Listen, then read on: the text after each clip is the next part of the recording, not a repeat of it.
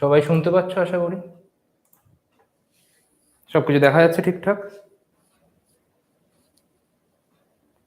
কারো যদি ঝাপসা দেখায় তাহলে সে রেজলিউশনটাকে কমিয়ে বাড়িয়ে নিতে পারবে।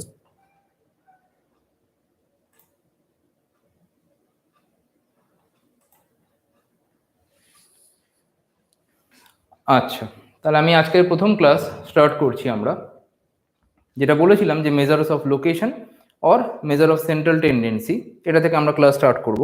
তো তোমরা বোর্ডটাকেই মেনলি দেখতে পাবে, তোমরা আমাকে খুব একটা দেখতে পাবে না। যখন আমরা বোর্ড লিখবো বা কিছু তখন আমায় দেখতে পাবে, বাট যাই হোক, বোর্ডটা আপাতত ফার্স্ট ইম্পর্টেন্ট। ওকে, তো মেজার্স অফ লোকেশন বলার আগে আমি বলে রেখেছিলাম যে প্রিভিয়াস যে চ্যাপ্টারগুলো সেগুলো একটু পড়ে রাখতে, যাতে মেজার্স অফ লোকেশন আর মেজার্স অফ সেন্ট্রাল টেন্ডেন্সি বুঝতে সুবিধা হয়। ওকে, তো আশা করি সেগুলো পড়ে রেখেছো। তো তার মধ্যে বেসিক কিছু জিনিস আমাদের লাগে, সেটা হচ্ছে দুটো টাইপের data mainly. Okay, or data বলতে পারো, অর ভ্যারিয়েবল বলতে পারো। আমরা এখানে আপাতত ভ্যারিয়েবল বলছি। So variable or data. So first হচ্ছে ভ্যারিয়েবল। ওকে, সেটাকে আমরা মেইনলি দুটো পার্টে ডিভাইড করি। ওকে, সো দুটো পার্টে ডিভাইড করি। একটা হচ্ছে ডিসক্রিট। আমি এখনো মেজার্স অফ লোকেশন বা সেন্ট্রাল টেন্ডেন্সিতে যাইনি, আমি তার প্রিভিয়াস জিনিসগুলো একটু বলে দিচ্ছি। So discrete and next part হচ্ছে কন্টিনিউয়াস। ওকে, এবার ডিসক্রিট আর কন্টিনিউয়াসের মধ্যে ডিফারেন্সটা কোথায়? যেমন ধরো, সাপোজ ক্যাপিটাল এক্স যদি একটা ভ্যারিয়েবল হয়, যেমন সাপোজ ক্যাপিটাল এক্স হচ্ছে হাইট। ওকে, এবার ক্যাপিটাল এক্স যদি হাইট হয়, তাহলে কোনো একটা রিজিয়নের, কোনো একটা রিজিয়ন বলতে ধরো কোনো একটা ক্লাসের, তোমাদের ক্লাসের বা কিছু, সবার হাইট তোমরা মেজার করলে। ওকে, অ্যান্ড সেটা দেখলে একটা রেঞ্জের মধ্যে বিলং করছে। যেমন ধরো সাপোজ 4 ফুট 5 ইঞ্চি থেকে 6 ফুটের মধ্যে আছে। ওকে, তো এরকম টাইপের। আচ্ছা, কারো যদি নোটেশনটা বুঝতে অসুবিধা হয়, সো বেসিক্যালি হচ্ছে 4 ফিট 5 ইঞ্চ থেকে সাপোজ 6 ফিট এর মধ্যে হাইটটা রয়েছে। ওকে, এবার এটাকে আমি কন্টিনিউয়াস ভ্যারিয়েবল বলি। কেন বলি? কারণ 4 ফুট 5 ইঞ্চি থেকে 6 ফুটের মধ্যে যে কোনো কারো যে কোনো হাইট হতে পারে। ওকে, মানে যেরকম যে সাপোজ কোনো একটা পার্সন, তার হাইট যেরকম সাপোজ 5 ফিট 6 ইঞ্চি হতে পারে। ওকে, আবার অন্য আর একটা পার্সন, তার হাইট 4 ফিট 8 ইঞ্চিও হতে পারে। ওকে, তার মানে আমরা সবার হাইট গুলো ক্যালকুলেট করেছি, অ্যান্ড সেটার মিনিমাম হাইট পেয়েছি 4 foot 5 inch, and maximum height পেয়েছি সাপোজ 6 ফুট। ওকে, অ্যান্ড বাকি যারা আছে তারা এদের মাঝের বা এই দুটো হাইটের মাঝের যে কোনো ভ্যালুকে নিতে পারছে। ওকে, যে কোনো ভ্যালু নিতে পারছে মানে এরকম নয় যে কোনো একজন যে কোনো হাইট হতে পারবে, বাট আমরা কোনো ডিসক্রিট ভ্যালু নিচ্ছি না এখানে। ডিসক্রিট ভ্যালু বলতে কি বোঝাচ্ছে? যেমন যে সাপোজ যদি আমরা এজ বলি, অর এজটাও বেসিক্যালি কন্টিনিউয়াস, তো সাপোজ এরকম number of students or number of family members. Okay, তাহলে কোনো একটা রিজিয়নে আমরা প্রত্যেকের বাড়ি গেলাম, অ্যান্ড তাদের বাড়িতে কতজন করে ফ্যামিলি মেম্বার আছে সেটা আমরা কালেক্ট করলাম। ওকে, তাহলে সেই ফ্যামিলি মেম্বারগুলো সাপোজ 10টা বাড়ি থেকে আমরা কালেক্ট করেছি, তাহলে অনেকটা এরকম টাইপের হতে পারে। 2, কোনো বাড়িতে 3 জন আছে, 4 জন, সাপোজ 5 জন, কোনো বাড়িতে 1 জন আছে, সো কোনো বাড়িতে 6 জন, দেন 4, 3, ওকে, 2 and 4। ওকে, তাহলে এবার দেখো এখানে যে মেম্বারগুলো আমরা পেয়েছি বা নাম্বার অফ ভ্যালুস গুলো আমরা পেয়েছি, সেখানে 2, 3, 4, 5, 6 এরকম টাইপের ভ্যালু নিচ্ছে। এই যে নাম্বার অফ মেম্বার বা একটা ফ্যামিলিতে কতজন মেম্বার আছে, সেটা কখনো 2.5 বা 3.5 এগুলো হতে পারে না। ওকে, তো এগুলো হতে পারবে না। তো হতে গেলে সেটাকে 2, 3, 4 মানে ইন্টিজার ভ্যালু হতে হবে, মানে পূর্ণ সংখ্যা। ওকে, তো এগুলোকে আমরা বলি ডিসক্রিট ভ্যারিয়েবল। আর এরকম ধরনের ভ্যালু যেখানে আমরা দেখছি যে একজনের হাইট যেরকম 5 ফুট 6 ইঞ্চি হচ্ছে, আর একজনের হাইট 5 ফুট 7 ইঞ্চি, সেটাও হতে পারে। ওকে, আবার একজনের হাইট 4 ফুট 8 ইঞ্চি এরকমও হতে পারে। ওকে, তার মানে কি যে আমরা যদি বলি যে 5-এর পরে 6 ফুট এই ভ্যালুটাই নেবে, সেটা কিন্তু নয়। 5 থেকে 6-এর মধ্যে যে কোনো ভ্যালু কিন্তু নিতে পারে একজন। ওকে, কিন্তু এখানে 2-এর পর 3 ভ্যালুটাই নেবে, কারণ 2 আর 3-এর মাঝে 2.5 2.7 এরকম কোনো ভ্যালু এটা নিতে পারবে না এই ভ্যারিয়েবলটা। ওকে, তাহলে এই ভ্যারিয়েবলটা বেসিক্যালি হচ্ছে ডিসক্রিট ভ্যারিয়েবল, অ্যান্ড এই ভ্যারিয়েবলটা হচ্ছে কন্টিনিউয়াস ভ্যারিয়েবল। তো সেই জন্য ডিসক্রিট ভ্যারিয়েবলের ডেফিনেশন যদি আমরা দিই,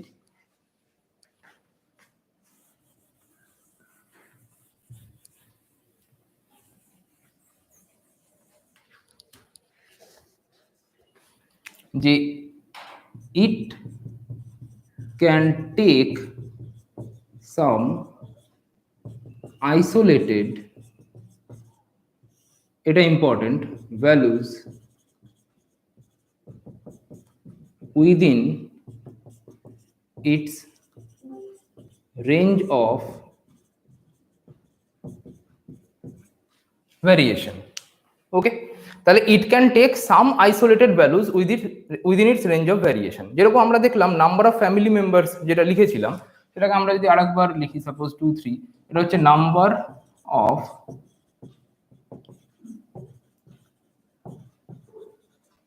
ফ্যামিলি মেম্বার্স। সো আমি সাপোজ 6টা ফ্যামিলির লিখছি, সো 2 3 1 4 5 2। ওকে, তাহলে এখানে রেঞ্জটা কত? রেঞ্জ বলতে এই যে বলছে যে it can take some isolated values. Isolated মানে হচ্ছে যে ছাড়া ছাড়া কিছু ভ্যালু নেবে। ওকে, তো সেটা কিরকম, যে 2 এর পরে কিন্তু 3 ভ্যালু নিচ্ছে। ওকে, তো আইসোলেটেড মানে হচ্ছে একটা ভ্যালু আর একটা ভ্যালুর থেকে অনেকটা separated. Okay, so isolated values within its range of variation. তাহলে রেঞ্জ অফ ভ্যারিয়েশন যেটা, এই যে রেঞ্জ অফ ভ্যারিয়েশন, সেটা আমাদের প্রবলেমের ক্ষেত্রে কত? সবচেয়ে মিনিমাম ভ্যালু হচ্ছে 1 আর সবচেয়ে ম্যাক্সিমাম ভ্যালু হচ্ছে 5। ওকে, তাহলে এটা হচ্ছে মিনিমাম থেকে ম্যাক্সিমাম তার রেঞ্জটা।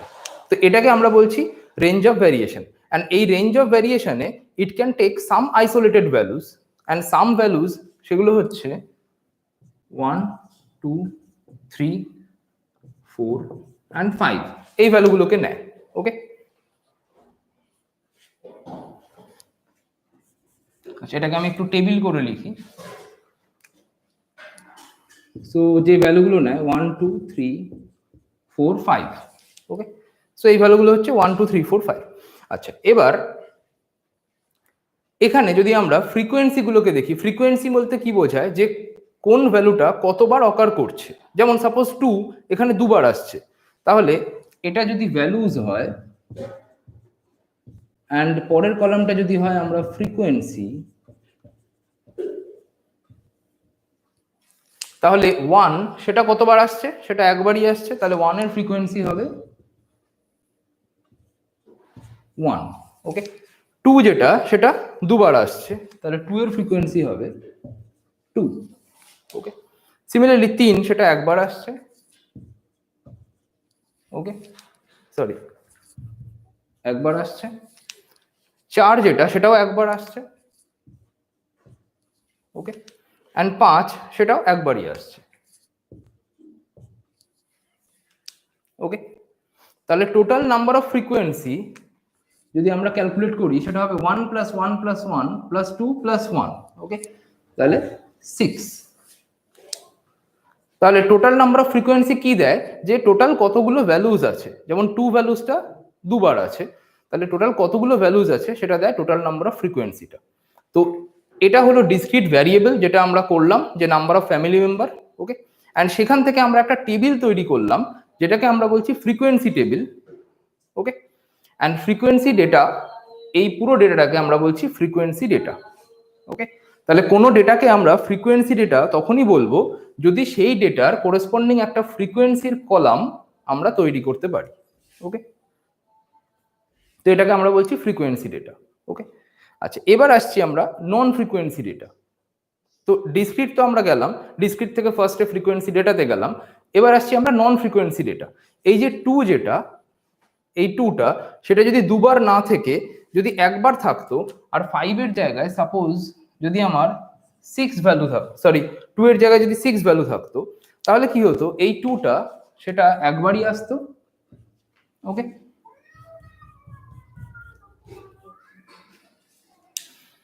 অ্যান্ড 6 যেটা সেটা একবার আসতো। ওকে, তাহলে এখানে কি হচ্ছে যে 1 2 3 4 5 6 সবকটা ভ্যালুই একবার করে আসছে, তার মানে সবার ফ্রিকোয়েন্সি সেম। তাহলে এখানে ফ্রিকোয়েন্সি আছে কিন্তু সবার ফ্রিকোয়েন্সি সেম হয়ে যাচ্ছে। ওকে, তাহলে এটাকেও আমরা ফ্রিকোয়েন্সি ডেটা বলতে পারি, কিন্তু এগুলোকে বলি আমরা সিরিজ ডেটা, তো এটাকে ফ্রিকোয়েন্সির মধ্যে রাখা হয় না। ওকে, এবার চাইলে এটা ফ্রিকোয়েন্সি কনস্ট্রাক্ট করা যেতে পারে। তাহলে ডিসক্রিট ডেটা আমরা বুঝতে পারলাম, অ্যান্ড সেখান থেকে আমরা ফ্রিকোয়েন্সি ডেটা কাকে বলে বুঝতে পারলাম, যে ফ্রিকোয়েন্সি ডেটা হচ্ছে কোনো একটা ডেটা, তার ফ্রিকোয়েন্সির একটা কলাম আমরা তৈরি করতে পারবো, সেই ফ্রিকোয়েন্সির কলামে যে কোনো ভ্যালু বসতে পারে, সেই ভ্যালুগুলো হবে যে ওই এই যে 1 2 3 সেটা আমার মেইন ডেটাতে কতবার অকার করছে বা কতবার আসছে সেই নাম্বারটা ওখানে বসবে। ওকে, আচ্ছা এবার আমরা আসি কন্টিনিউয়াসে, তারপর আমরা ফ্রিকোয়েন্সি আর নন ফ্রিকোয়েন্সির ডিফারেন্সে যাব, বাট তার আগে কন্টিনিউয়াসে।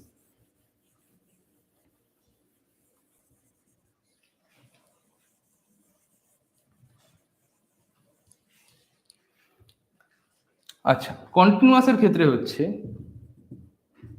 ইট can take any value. Okay, it can take any value. তো কন্টিনিউয়াস ভ্যারিয়েবল যেটা বলছিলাম যে it can take any value. Okay, so it can take any value within its range of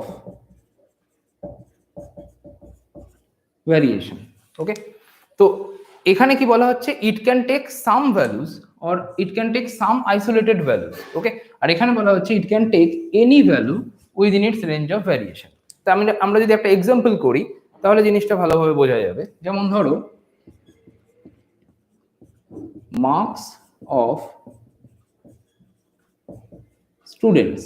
okay, so marks of students বলা যেতে পারে আর height of students বলা যেতে পারে, যে কোনো একটা কিছু।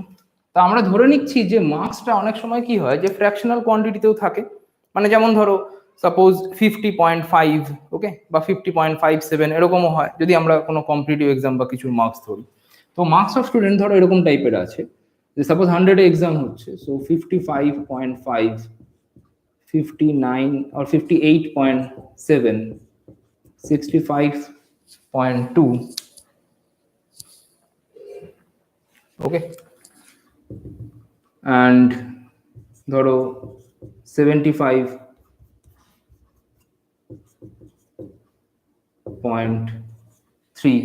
ওকে, তো এরকম।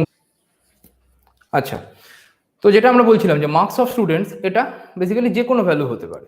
ওকে, এবার সেখান থেকে আমরা পাচ্ছি যে এই ভ্যালুগুলোকে আমরা ফ্রিকোয়েন্সির মধ্যেও করতে পারি, বাট ফ্রিকোয়েন্সির ব্যাপারটাতে আমরা পরে আসছি, বাট এটাকে আমরা কন্টিনিউয়াস ভ্যারিয়েবল বলছি। কন্টিনিউয়াস ভ্যারিয়েবল মানে হচ্ছে যে উইদিন ইটস রেঞ্জ। নাও উইদিন ইটস রেঞ্জ মানে কি, 55.5 যেটা এটা হচ্ছে সবচেয়ে লোয়েস্ট ভ্যালু, অ্যান্ড 75.3 যেটা এটা হচ্ছে সবচেয়ে ম্যাক্সিমাম ভ্যালু। তাহলে এটা যদি ওর রেঞ্জ হয়, এই রেঞ্জের মধ্যে যে কোনো ভ্যালু হতে পারে, কারণ আরো অনেক ভ্যালু রয়েছে যে ভ্যালুগুলোকে আমি সাপোজ লিখিনি, ধরো 62.3, 69.7। ওকে, তো এরকম প্রচুর ভ্যালু হতে পারে। তাহলে এখানে আমরা দেখতে পাচ্ছি যে 55.5, তারপর ম্যাক্সিমাম ভ্যালু হচ্ছে 75.3, তার মাঝের যে কোনো ভ্যালু হতে পারে। ওকে, অ্যান্ড যেহেতু যে কোনো ভ্যালু হতে পারছে সেজন্য আমরা এটাকে বলছি কন্টিনিউয়াস ভ্যারিয়েবল। ওকে, এবার আমরা আসি আমাদের মেন আজকের যে পার্টটা সেটাতে।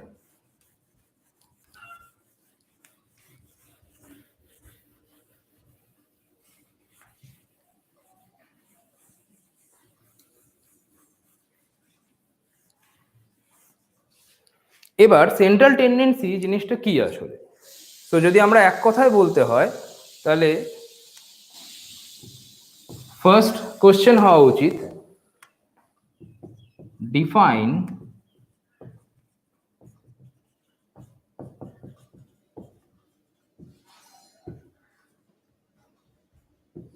Central tendency. Okay, or question করা যেতে পারে যে what do you mean by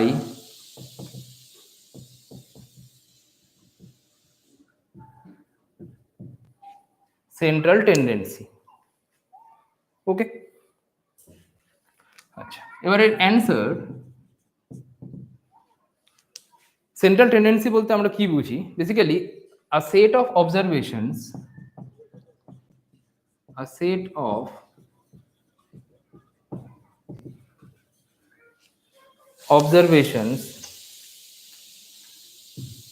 shows a tendency. Okay, আচ্ছা বেসিক্যালি কিরকম যে আমার কাছে একটা সেট অফ অবজারভেশন আছে, সেট অফ অবজারভেশন মানে অনেকগুলো অবজারভেশন রয়েছে অ্যান্ড তাদের একটা টেন্ডেন্সি রয়েছে, টেন্ডেন্সি বলতে তাদের একটা ঝোঁক রয়েছে, okay, to have a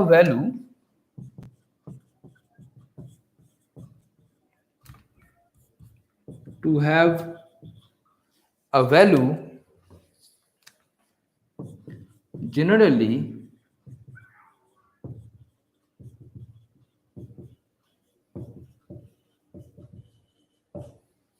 centrally located, okay, by which they, okay, acha, so a set of observation shows a tendency to have a value which is centrally located and cluster around, ওকে, আচ্ছা cluster around বলতে basically কি যে তার পাশে জড়ো হয়, okay, so cluster around that value, okay. আর আমি পিডিএফ এর নোট সেন্ট্রাল টেন্ডেন্সি সেন্ড করে দেবো, তাতে আরো ডিটেইলে পুরো লেখা থাকবে, বাট আমি এখানে জিনিসটাকে বুঝিয়ে দিই একটু। সেন্ট্রাল টেন্ডেন্সির মেন আইডিয়াটা হচ্ছে যে আমার কাছে প্রচুর ডেটা রয়েছে, ওকে, ধরো আমি যদি একটা লাইনের উপর সেই ডেটাগুলোকে প্লট করি তাহলে আমার কাছে প্রচুর ডেটা রয়েছে, সাপোজ এখানে কিছু ডেটা, এখানে কিছু ডেটা, আর এটা যদি আমার সেন্ট্রাল ভ্যালু হয়, সেন্ট্রাল ভ্যালু বলতে সেটা মিন হতে পারে, মিডিয়ান হতে পারে, মোড হতে পারে, বাট যাই হোক সেটা যদি আমার সেন্ট্রাল ভ্যালু হয় তাহলে তার কাছাকাছি অনেক ভ্যালুস থাকবে, ওকে, সো এটা বলা হচ্ছে। কিছু ভ্যালু তার থেকে দূরে থাকতে পারে, তো বলা হচ্ছে তার কাছাকাছি, মানে এই যে রিজিয়নটা আমরা নিয়েছি সেই রিজিয়নে মোস্ট অফ দ্য ভ্যালুস থাকবে। তাহলে এই set of observation shows a tendency two have a value generally centrally located, মানে জেনারেলি সেটা সেন্ট্রালের কাছাকাছি থাকে বা সেন্ট্রাল ভ্যালুর কাছাকাছি থাকে, and cluster around that value, okay, and সেই সেন্ট্রাল ভ্যালুর চারপাশে যদি ডেটাগুলো জড়ো হয় তাহলে আমরা বলতে পারবো যে ভ্যালুটার পাশে জড়ো হয়েছে সেটা হচ্ছে সেন্ট্রাল ভ্যালু, ওকে, অর এই যে কনসেপ্টটা সেটাকে আমরা বলছি সেন্ট্রাল টেন্ডেন্সি, ওকে। তাহলে দিস ক্যারেক্টার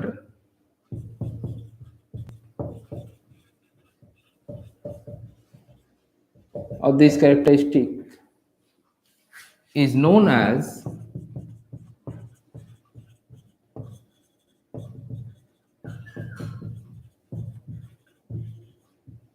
central tendency,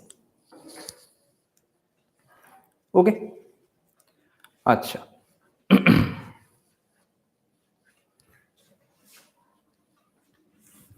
এবার আমরা আসি যে ডিফারেন্ট মেজার্সে। So different measures of central tendency, okay. তাহলে সেন্ট্রাল টেন্ডেন্সি মেজার করার জন্য আমরা ডিফারেন্ট মেজারমেন্ট নেব। সো তার মধ্যে ফার্স্টে আসছে মিন, ওকে, অ্যান্ড মিনকে আমরা, মিন বা গড় যাই বলি, তো মিনকে আমরা তিনটে ভাগে ভাগ করতে পারি। একটা হচ্ছে অ্যারিথমেটিক মিন,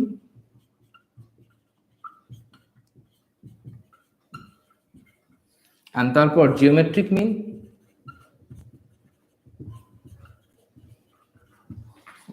and তারপর harmonic mean.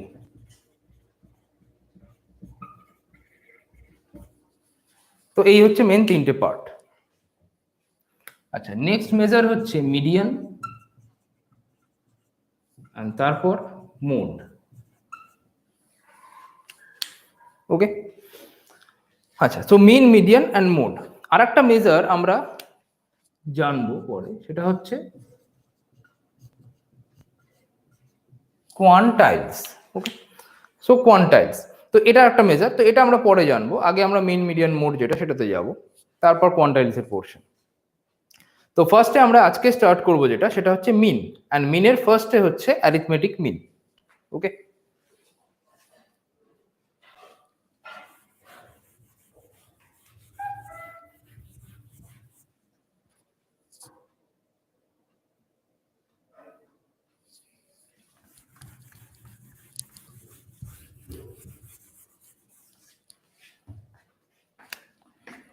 Okay, so first number A, which is arithmetic mean.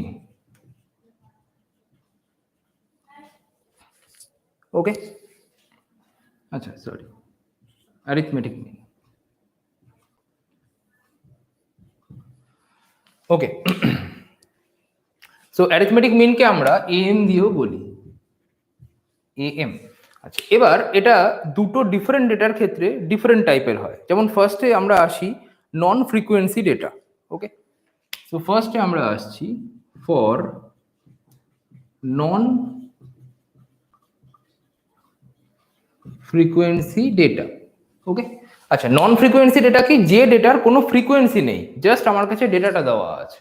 ওকে, তো for non frequency data, or আমরা এটাকে বলতে পারি অ্যাজ এ র ডেটা। ওকে, আচ্ছা, এবার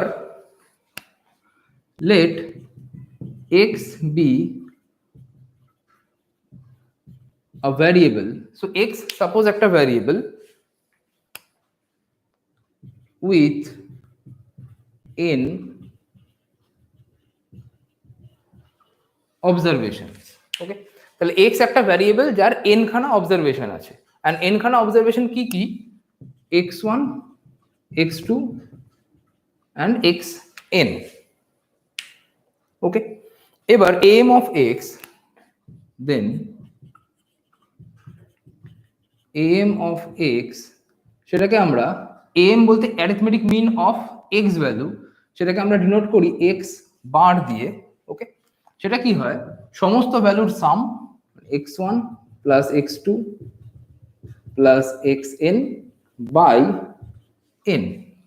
ওকে, আর এটাকে ইন শর্ট লেখা যেতে পারে 1/n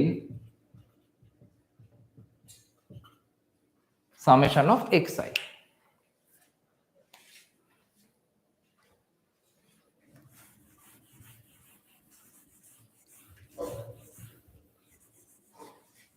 ওকে, আচ্ছা, এবার আমরা আসি যে নন ফ্রিকোয়েন্সি ডেটা, সেটা আসলে কি? যেটা আমরা লিখেছিলাম একদম প্রথমেই, যে ভ্যালুস তারপর ফ্রিকোয়েন্সি। ওকে, তাহলে ভ্যালুজের মধ্যে যদি আমার এরকম থাকে x1 x2 xn, ওকে, আর ফ্রিকোয়েন্সির মধ্যে যদি কিছুই না লেখা থাকে, বা এরকম থাকে প্রত্যেকটা ফ্রিকোয়েন্সি সমান, ওকে, তাহলে আমরা সেটাকে বলবো যে নন ফ্রিকোয়েন্সি ডেটা। ওকে, তাহলে আমরা ফ্রিকোয়েন্সির যে কলামটা সেটাকে রাখছি না, শুধু ভ্যালুসটাকে রাখছি। তাহলে বেসিক্যালি হচ্ছে যেটাতে কোনো ফ্রিকোয়েন্সি বলে কিছু নেই, শুধু ভ্যালুজ আছে। আর যদি শুধু ভ্যালুজ থাকে, তার অ্যারিথমেটিক মিনের ফর্মুলা হচ্ছে এটা। ওকে, এবার নেক্সট হচ্ছে যে যদি ভ্যালুজের সাথে ফ্রিকোয়েন্সিও থাকে, তাহলে ফর্মুলা কি হতে পারে?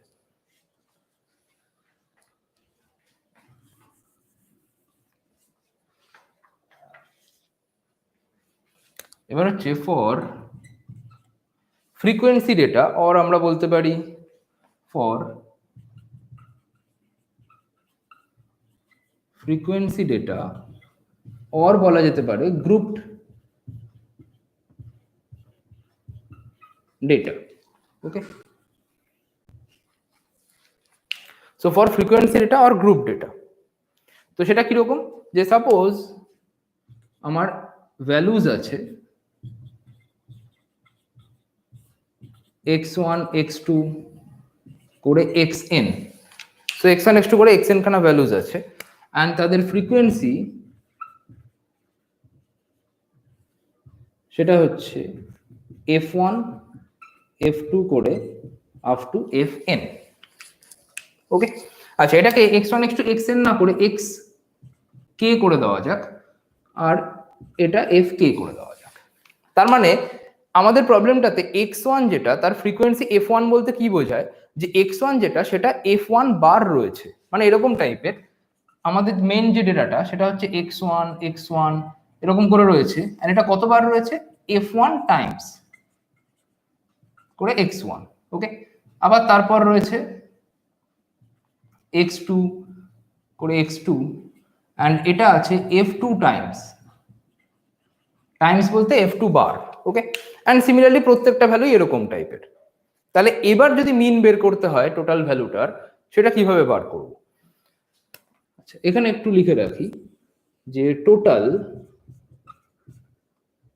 হচ্ছে এই ফ্রিকোয়েন্সি গুলোর টোটাল, সেটাকে আমরা বলছি ক্যাপিটাল এন দিয়ে। তার মানে ক্যাপিটাল এন যেটা, সেটা আসলে কি, summation of F I, okay. So where capital N equal to summation of F I, I running from I যেটা 1 থেকে কে পর্যন্ত যাচ্ছে, কারণ আমার 1 2 3 করে আপ টু কে পর্যন্ত আছে, ওকে। আচ্ছা, এবার এর মিন কি করে আমরা বার করব? আর আমি আবার বলে দিচ্ছি যে এখন তাড়াহুড়ো করে লেখার দরকার নেই, ভিডিওটা প্রত্যেকের মেইল আইডিতে চলে যাবে, ওকে। অ্যান্ড প্রত্যেকেই সেটা দেখতে পাবে, সুতরাং অসুবিধার কিছু নেই। আচ্ছা, নেক্সট হচ্ছে এর মিন, অ্যারিথমেটিক মিন অফ এক্স যদি এখন বার করি, তাহলে সেটা কিভাবে বার করব? আমাদের অ্যারিথমেটিক মিনের ফর্মুলা কি বলে, যে আমার যতগুলো ভ্যালু আছে সব ভ্যালুকে সাম করতে হবে by total number of value দিয়ে ডিভাইড করতে হবে বা ভাগ করতে হবে, ওকে। তাহলে আমাদের যতগুলো ভ্যালু আছে, তার মানে x1 যেটা, সেটা তো আমার f1 বার আছে, ওকে। তাহলে x1 যদি f1 বার থাকে, তাহলে x1 ইন্টু f1 হবে, x1 কে যদি আমি f1 বার সাম করি, তাহলে তার টোটাল হবে হচ্ছে x1 ইন্টু f1। যেমন 2, এটা যদি আমার 3 বার থাকে, ওকে, তাহলে 2 এর এই তিনটের সাম বেসিক্যালি কি হবে, 2 ইন্টু 3। তার মানে 2 যেটা, সেটার ফ্রিকোয়েন্সি হচ্ছে 3, তাহলে এটা যদি ভ্যালু হয়, 3 হচ্ছে ওর ফ্রিকোয়েন্সি, ওকে। তাহলে 2 এর ফ্রিকোয়েন্সি যদি 3 হয়, তাহলে যতগুলো 2 আছে তাদের সাম সেটা হবে 2 ইন্টু 3। সিমিলারলি x1 তার ফ্রিকোয়েন্সি যদি f1 হয়, তাহলে x1 টা f1 বার আছে, তাহলে তার সাম হবে x1 ইন্টু f1, ওকে। এবার বাকিগুলোও সেম ভাবে, x2 into f2 plus xk into fk, ওকে। তাহলে এটা হয়ে গেল হচ্ছে যে আমার যত ভ্যালুজ আছে, ভ্যালুজ বলতে শুধু এই ভ্যালুজ নয়, এই ভ্যালুজ গুলো x1 যেটা, সেটা তো আমার f1 বার আছে, তাহলে সবাইকে সাম করতে হবে, আর সবার সাম করলে আসছে এটা। বাই বাই কি হয়, বাই হচ্ছে টোটাল নাম্বার অফ ভ্যালুজ। এবার টোটাল নাম্বার অফ ভ্যালুজ কতগুলো, x1 যেটা, সেটা তো f1 বার আছে, x2 সেটা f2 বার আছে, তাহলে টোটাল নাম্বার অফ ভ্যালুজ হবে f1 plus f2 plus fk, ওকে। কারণ x1 যেটা, সেটা তো f1 টা আছে, x2 f2 টা আছে, অ্যান্ড xk সেটা fk টা আছে, তাহলে টোটাল আমার কাছে ভ্যালু আছে f1 প্লাস f2 করে প্লাস fk পর্যন্ত, ঠিক আছে। আচ্ছা, এই যে সামটা, এটাকে আমরা ক্যাপিটাল এন দিয়ে বলেছি, আর ওপরের সামটাকে আমরা আবার লিখতে পারি এরকম করে, তাহলে 1 বাই ক্যাপিটাল এন, এটা হচ্ছে capital N summation xi fi, i running from 1 to K, okay. কারণ এখানে দেখলে বোঝা যাবে x1, সো এখানে 1 থেকে স্টার্ট হচ্ছে অ্যান্ড কে তে গিয়ে শেষ হচ্ছে, তাহলে 1 by capital N summation of xi fi। এটা কখন আমরা ইউজ করব, যখন আমাদের ডেটাতে ফ্রিকোয়েন্সি থাকবে, ওকে। যদি ফ্রিকোয়েন্সি না থাকে তাহলে আমাদের এই ফর্মুলা, যদি ফ্রিকোয়েন্সি থাকে তাহলে আমরা এই ফর্মুলা ইউজ করব, ঠিক আছে। কারো কোনো প্রশ্ন আছে?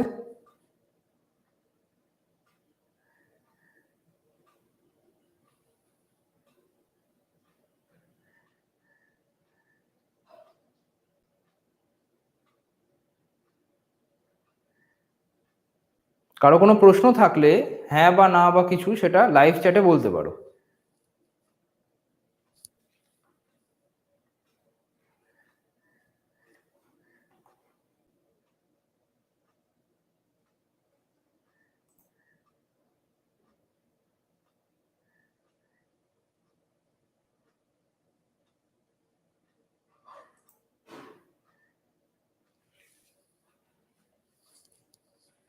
আচ্ছা, ঠিক আছে।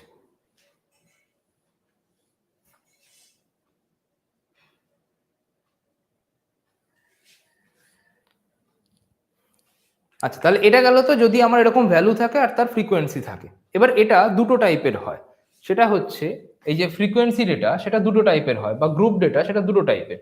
একটা হচ্ছে ডিসক্রিট আর একটা হচ্ছে কন্টিনিউয়াস। আমি দুটোর একটা একটা করে এক্সাম্পল দিয়ে দিই।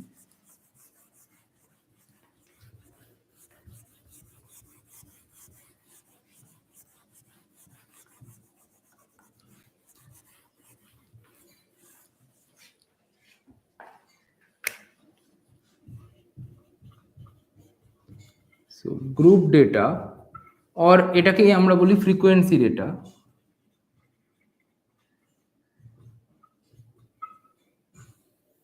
সেটা দুটো টাইপের, একটা হচ্ছে ডিসক্রিট আর একটা হচ্ছে কন্টিনিউয়াস। ওকে, আচ্ছা এবার ডিসক্রিটের এক্সাম্পলে ফার্স্টে আসি।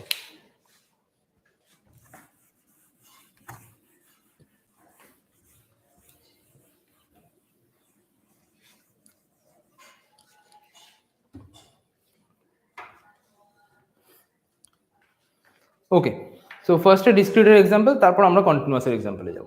সো ডিসক্রিটের এক্সাম্পল যেখানে বলা হচ্ছে যে ফ্রিকোয়েন্সি আছে কিন্তু আমরা ডিসক্রিট বলছি। ওকে, তো সেটা কিরকম, যে suppose number of family members এটা দেওয়া আছে।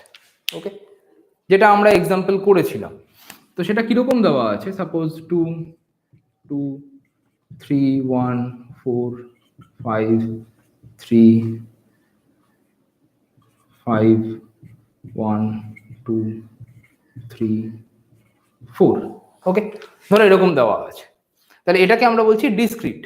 ওকে, তাহলে এটার যদি আমরা একটা ফ্রিকোয়েন্সি টেবিল তৈরি করি, সেটা কিরকম দেখতে হবে, ভ্যালুস আর ফ্রিকোয়েন্সি। ভ্যালুস গুলো কি কি, 1 থেকে, সো মিনিমাম ভ্যালু হচ্ছে 1, ম্যাক্সিমাম ভ্যালু হচ্ছে 5। 1 2 3 4 5। আচ্ছা 1 কতবার আছে, 2 বার। 2 সেটা আছে 1 2 3, সো 3 বার। 3 আছে টোটাল 2 বার, সরি 3 বার। 4 আছে 2 বার, and 5 আছে 2 বার। ওকে, তাহলে টোটাল কতগুলো ভ্যালুস হচ্ছে, 2 3 দিয়ে 5 3 8 10 দিয়ে 12। ঠিক আছে, তাহলে টোটাল 12টা ভ্যালুস। তাহলে এখানেও যদি আমরা গুনি তাহলে 1 2 3 4 5 6 7 8 9 10 11 12। ওকে, তাহলে টোটাল 12টা ভ্যালু। তাহলে এটা আমরা পেলাম যে ফ্রিকোয়েন্সি ডেটা, মানে ফ্রিকোয়েন্সি আছে কিন্তু ডেটাটা যেটা সেটা আমার ডিসক্রিট ডেটা। ওকে, এবার আসছি আমরা কন্টিনিউয়াসের ক্ষেত্রে, যে ফ্রিকোয়েন্সি ডেটা মানে ফ্রিকোয়েন্সি থাকবে কিন্তু কন্টিনিউয়াস ডেটা, সেটা কিরকম, যে marks, basically marks of students, okay, in an exam. ওকে, তো সেটা কিরকম আছে, ধরো 50.5 56.7 43.2, ওকে 65.9 77.5 80.1, then 68.7 56.3 52.5, এরকম টাইপের। ওকে, এটা আরো অনেক বেশি দিতে পারলে হয়তো ভালো দেখাতো, বাট যাই হোক ঠিক আছে। তাহলে এবার এই ধরনের ক্ষেত্রে যেহেতু এটা কন্টিনিউয়াস ডেটা আছে, তাহলে আমাকে কি করতে হবে, একটা গ্রুপ তৈরি করতে হবে। এই জন্য এটাকে বলা হয় গ্রুপ ডেটা।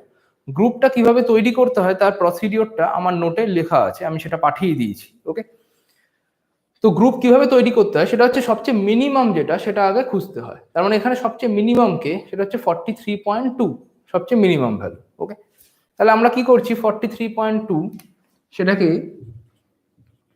রাখছি এখানে। ওকে, এটাকে চাইলে 43.2 না রেখে অন্য কোনো ভ্যালুও রাখা যেতে পারে, বাট আমরা আপাতত 43.2টাকেই রাখছি। ওকে, সো 43.2, অ্যান্ড সেখান থেকে একটা গ্যাপ নিলাম 53.2, একটা 10 গ্যাপ করে। ওকে, দেন এগেইন 53.2 থেকে সাপোজ 63.2, ওকে, and then 63.2 থেকে 73.2 and 73.2 থেকে 83.2। ওকে, তো এরকম। এবার এটা হচ্ছে আমার ভ্যালুস। ওকে, এবার এর করেসপন্ডিং কি হয়, ট্যালি মার্ক করতে হয়, আশা করি তোমরা সেটা শিখেছো। তো ট্যালি মার্ক কি হয়, ট্যালি মার্ক হচ্ছে যে কতগুলো ভ্যালু এর মধ্যে পড়ছে সেটা আমাকে ক্যালকুলেট করতে হবে। যেমন ফার্স্টে আছে 50.5, সেটা কোথায় পড়বে, এই রেঞ্জে, ফার্স্টের যে রেঞ্জটা, তাহলে এখানে একটা ভ্যালু গেল। তারপর 56.7 হচ্ছে এই রেঞ্জের মধ্যে, তাহলে এখানে একটা দাও। 43.2 সেটা এখানে রয়েছে এই রেঞ্জে, তাহলে এখানে আর একটা। 65.9 সেটা এই রেঞ্জে আছে, এখানে একটা। 77.5 সেটা এই রেঞ্জে আছে, এই রেঞ্জের মধ্যে পড়ছে। 80.1 সেটাও এই রেঞ্জের মধ্যে পড়ছে। 68.7 তো সেটা এই রেঞ্জের মধ্যে পড়ছে। 56.3 সেটা এই রেঞ্জের মধ্যে পড়ছে, কারণ 56.3 কি 53.2 থেকে 63.2 তার মধ্যে। ওকে, তাহলে এই রেঞ্জের মধ্যে। আচ্ছা, নেক্সট হচ্ছে, আচ্ছা এখানে একটা দাগ টেনে দেওয়া যাক। ওকে, সো 56.3 হলো, অ্যান্ড নেক্সট হচ্ছে 52.5, সেটাও এই রেঞ্জে। তো এই, তাহলে টোটাল আমরা যদি কাউন্ট করি, সো 3 দিয়ে 5 দিয়ে 7 দিয়ে 9। ওকে, অ্যান্ড টোটাল ভ্যালুজ আছে 3, 3, 6 আর 3, 9টা। ওকে, তাহলে এবার আসছি আমরা ফ্রিকোয়েন্সি কলাম। তাহলে এর ফ্রিকোয়েন্সি হচ্ছে 3। ওকে, অ্যান্ড এর ফ্রিকোয়েন্সি, আচ্ছা প্রথমে এখানে ভ্যালুজ করা দরকার, তারপর ফ্রিকোয়েন্সি যাওয়া দরকার। আচ্ছা আগে ফ্রিকোয়েন্সিটা করে নিই, তারপর আমরা ভ্যালুজটা নিচ্ছি। So frequency 3, 2, 2, 2। ওকে, এবার এই ধরনের ডেটা, তার মিন আমরা কি করে বার করব? ওকে, তো এই ধরনের ডেটার ক্ষেত্রে মিন বার করার একটা রুল হচ্ছে যে আমার তো একটা এখানে কি ছিল, একটা এক্সআই গুলো ছিল, এগুলোই বেসিক্যালি হচ্ছে আমার এক্সআই বা এক্স ভ্যালুস গুলো, x1, x2, x3, x4, x5 এরকম টাইপের। ওকে, কিন্তু এখানে তো কোনো এক্সআই নেই, এখানে তো দুটো করে ভ্যালু আছে, প্রত্যেকটা ইন্টারভ্যাল বলে দেওয়া আছে। তাহলে এখানে আমরা কি করে এক্সআই পাবো? তো এখানে এক্সআই ফাইন্ড করার রুল হচ্ছে, এটা আসলে পরে লিখতে হয় বা এখানে আমরা লিখতে পারি,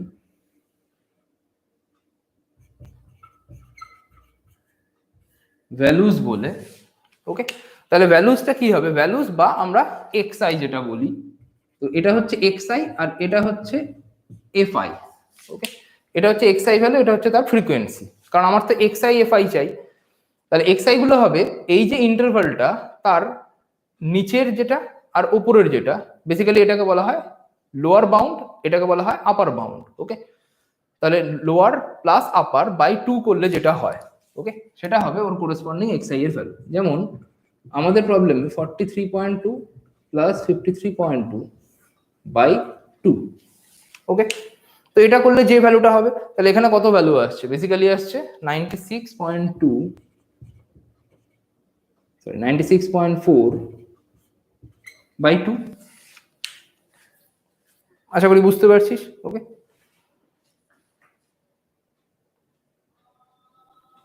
এখানে কোনো সমস্যা নেই। তাহলে এটা কত হবে, এটার ভ্যালুটা হবে 48.2।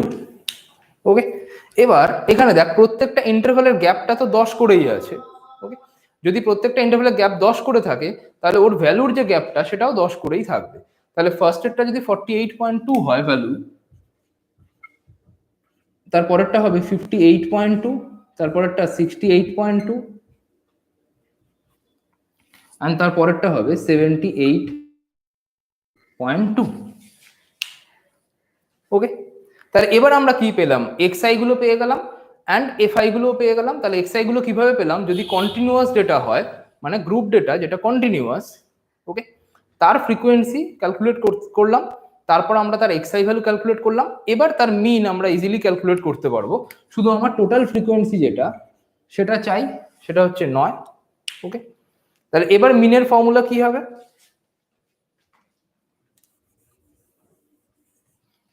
এবার মিনের ফর্মুলা হবে summation of xi fi by capital N, এটা ছিল আমার ফর্মুলা।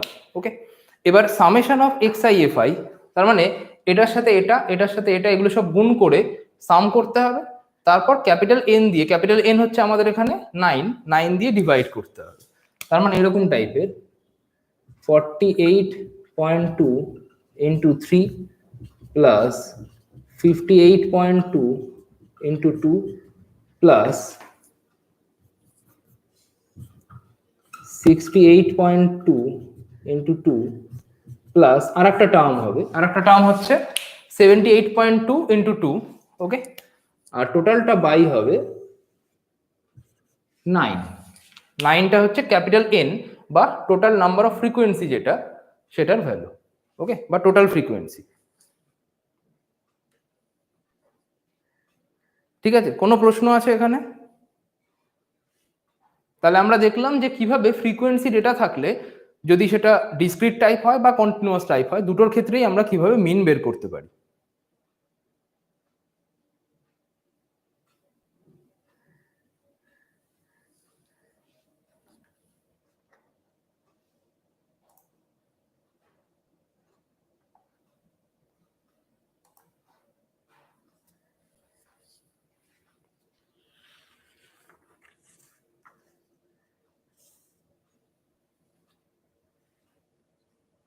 বাকিদের কারো কোনো প্রশ্ন নেই তো?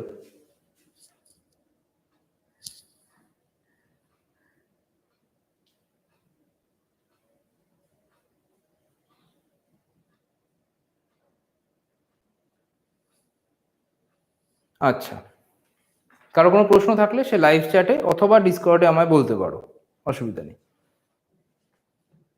আচ্ছা, তাহলে এবার আমরা কিছু প্রপার্টিজে যাই। Okay, so properties of arithmetic mean.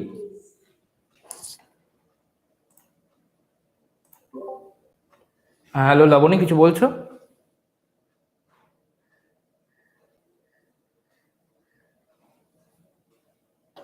Hello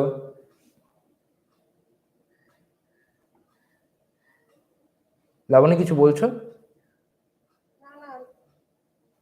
আচ্ছা, ঠিক আছে, ওকে।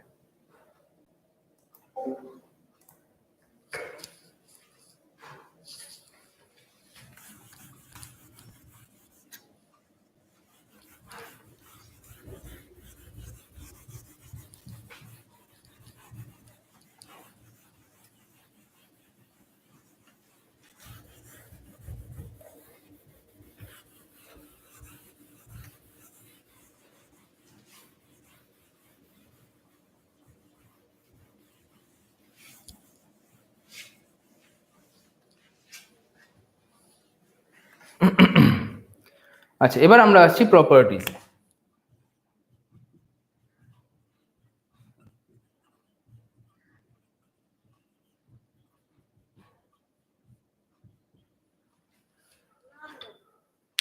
Properties of arithmetic mean. তো first, result 1, if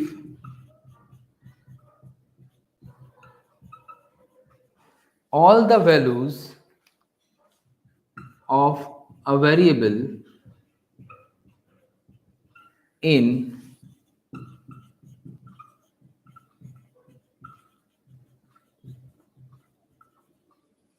a set of observations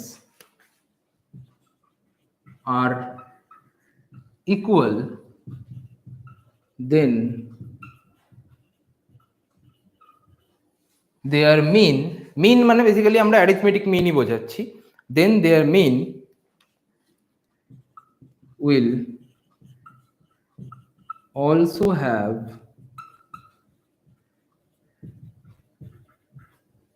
the same value. ওকে, এবার আমরা প্রুফে আসি। প্রথমে আগে প্রশ্নটা কি বলেছে সেটা একটু, বা রেজাল্টটা কি বলেছে সেটা একটু বোঝা যাক। রেজাল্টে বলছে যে if all the values of a variable in a set of observation are equal, তার মানে আমার কাছে একটা সেট অফ অবজারভেশন রয়েছে, মানে আমার কাছে একটা বাঞ্চ অফ ভ্যালুজ রয়েছে, অ্যান্ড প্রত্যেকটা ভ্যালুই যদি ইকুয়াল হয়। ওকে, So if all the values of a variable are equal, okay, then their mean will also have the same value. তার মানে প্রত্যেকটা ভ্যালু যে ভ্যালুটার সাথে ইকুয়াল বা প্রত্যেকটা ভ্যালু যে ভ্যালু নিচ্ছে আমার মিনটাও সেই সেম ভ্যালুটাই হবে। ওকে, তাহলে আমরা ভাবছি যে let x be that variable, okay, having n values. Okay, তাহলে x একটা ভ্যারিয়েবল যেটা n টা ভ্যালু নিচ্ছে, এন্ড আমাদের এখানে বলে দেওয়া আছে যে সবকটা ভ্যালুই equal. Suppose xi equal to c, তার মানে xi ইকুয়াল টু c মানে কি x1 যেটা সেটাও ইকুয়াল টু c। তাহলে এটাকে আমরা লিখছি এভাবে ফর অল i। আচ্ছা, এই নোটেশনগুলো আমি একটুখানি বুঝিয়ে দিই তাহলে বুঝতে সুবিধা হবে। ফর অল মানে হচ্ছে সবার জন্য বোঝায়, মানে যত xi আছে x1 x2 xn করে সবার জন্য। ওকে, আচ্ছা, এখানে একটা নোটেশন আমি ইউজ করছি, এই যে 1 to n এই নোটেশনটা হয়তো তোমাদের জানা নেই। তো এই নোটেশনটা কিভাবে কাজ করে আমি একটু বলে দিই।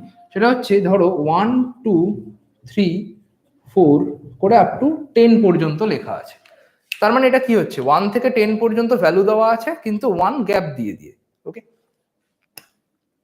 তাহলে এটাকে আমরা ইন শর্টে লিখতে পারি 1 থেকে 10 পর্যন্ত। তার মানে কি এখানে স্টার্টিং পয়েন্ট লেখা হয় আর এখানে ফিনিশিং পয়েন্ট যেটা সেটা লেখা হয় আর এন্ড পয়েন্ট, আর মাঝে এই ব্র্যাকেটের মধ্যে লেখা হয় যে কতটা গ্যাপ দিয়ে দিয়ে যাচ্ছে, তো সেটা হচ্ছে 1। ওকে, তো এটা একটা নোটেশন যেটা অনেক সহজে এই পুরো নাম্বারের জিনিসটাকে লিখে দেওয়া যেতে পারে। ওকে, আবার ধরো যে 1 থেকে এরকম 1 থেকে 13 পর্যন্ত যাব, তাহলে 1 থেকে 13 পর্যন্ত যাব কিন্তু দুঘর গ্যাপ দিয়ে দিয়ে। ওকে, তো সেই জন্য এখানে হবে 2। খুব সিম্পল ব্যাপার। ওকে, তো এরকম ভাবেই বাকি জিনিসগুলো করতে পারো। তাহলে এখানে আমরা কি করলাম যে আই ফর অল কেন লিখছি, কারণ সমস্ত xi এর জন্য এটা ট্রু হবে, মানে x1 x2 x3 xn সবার জন্য ট্রু। সমস্ত xn বা xi x2 x1 x2 xn সবাই c এর সাথে ইকুয়াল, যেখানে c একটা কনস্ট্যান্ট কোয়ান্টিটি। ওকে, আচ্ছা, এটাকে তুমি এভাবেও লিখতে পারো যে c belongs to real number. I think তোমরা জানো যে রিয়েল নাম্বার কাকে বলে। ওকে, রিয়েল নাম্বার বা বাস্তব সংখ্যা। ওকে,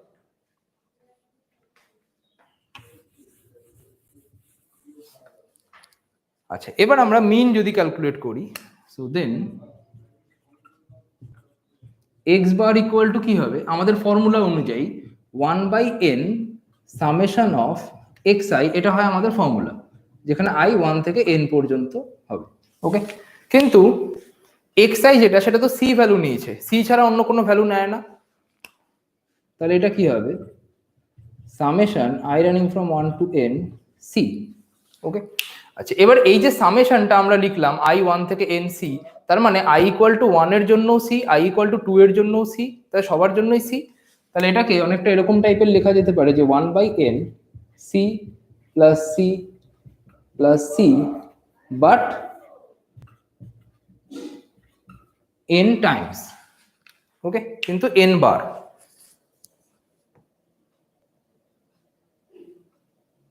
আচ্ছা, হ্যাঁ, ওটাই আমি বললাম যে এই যে উল্টো এ যেটা ওটা কি বোঝাচ্ছে আমি আমি বলে দিচ্ছি আর একবার। ওকে, যে এই যে জিনিসটা এই জিনিসটাকে বলা হয় ফর অল। ওকে, বা আমি নোটেশনটা একটু বলে দিই, এই নোটেশনটার মানে হচ্ছে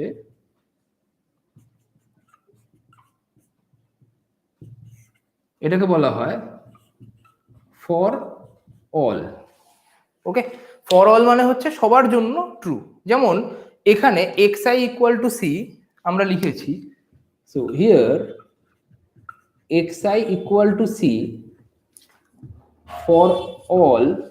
এবার যখনই আমরা ফর অল i লিখছি, for all i equal to 1 to n, তার মানে বোঝাচ্ছে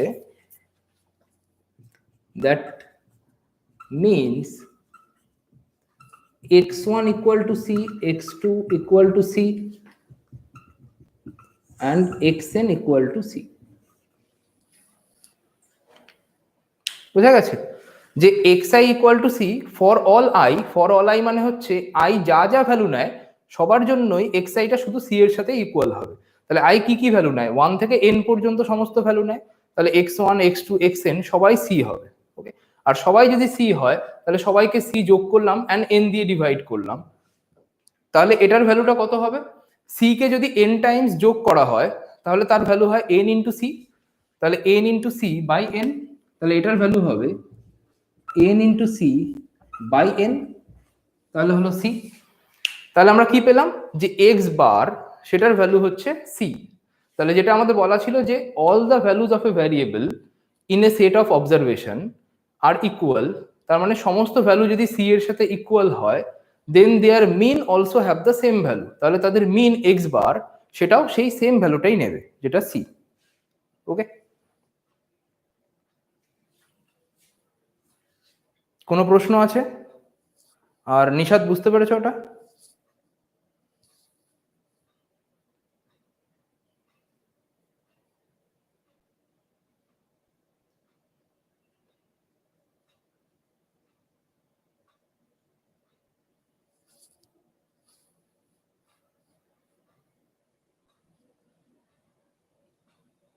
আচ্ছা, তো বাকি আর কারো আশা করি প্রশ্ন নেই, তো আমরা এর পরের রেজাল্টে যাচ্ছি।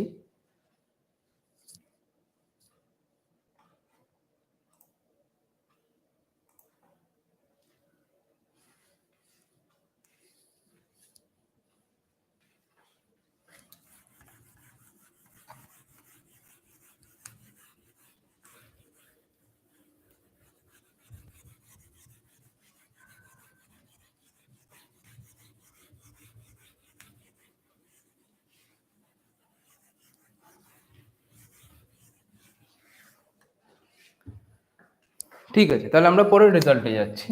So result 2। ওকে, আচ্ছা, রেজাল্ট 2 তে বলা হচ্ছে if all the values of a variable lie between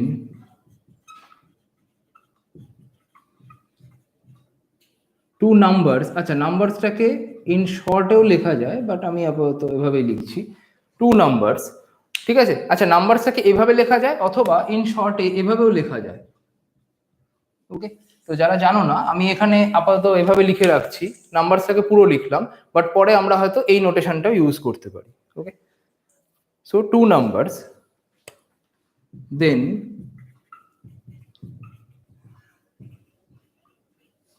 their mean also lies